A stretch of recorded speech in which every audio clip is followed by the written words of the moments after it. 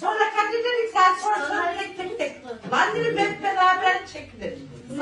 Seyrengem o arada dayımla birlikte çekilecekti. Sen araya girdin. Ha ben gülerim çünkü abim sonuçta. Yani babanın evinden getirmeden hoş dayımız ama işte. Ay, zaten babanın evindekiyle olamıyor.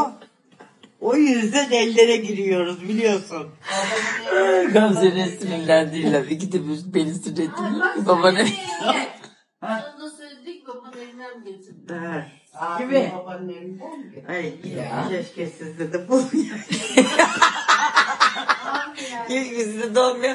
Tabii o zaman öyle demiyordu ama. Tabii 30 sene sonra bakalım Gamze benim için ne diyecek.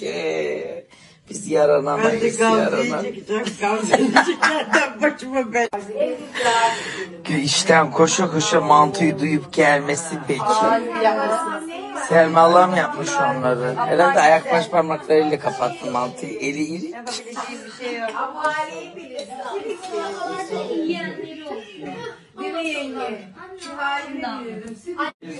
Yengem Kerem'ine namaz tesbihi vermiş, tövbe estağfurullah çektirtiyor. Kadın tövbesini bile bize çektirtiyor ya.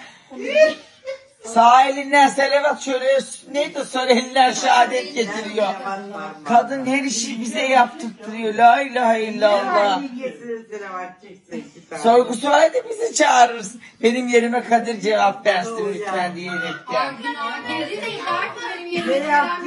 Hayır der ki beni hep bunlar günah soktu. Ben bunlara gelene kadar ele sevapkar bir kızdım.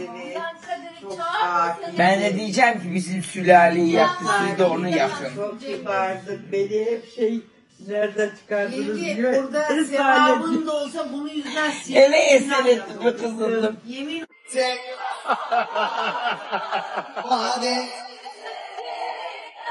İnci gel canım tek tek Bades yüze indi dize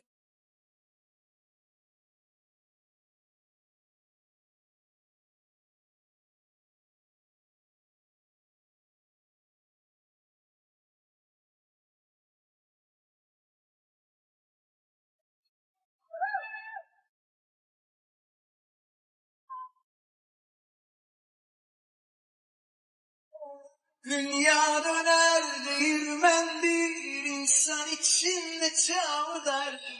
Bugün gelir yarın gelir.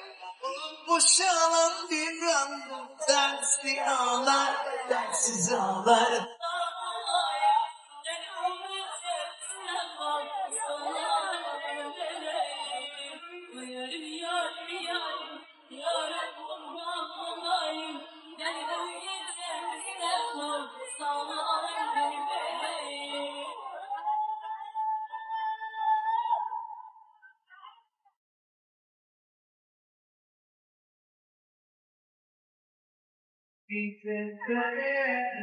Hava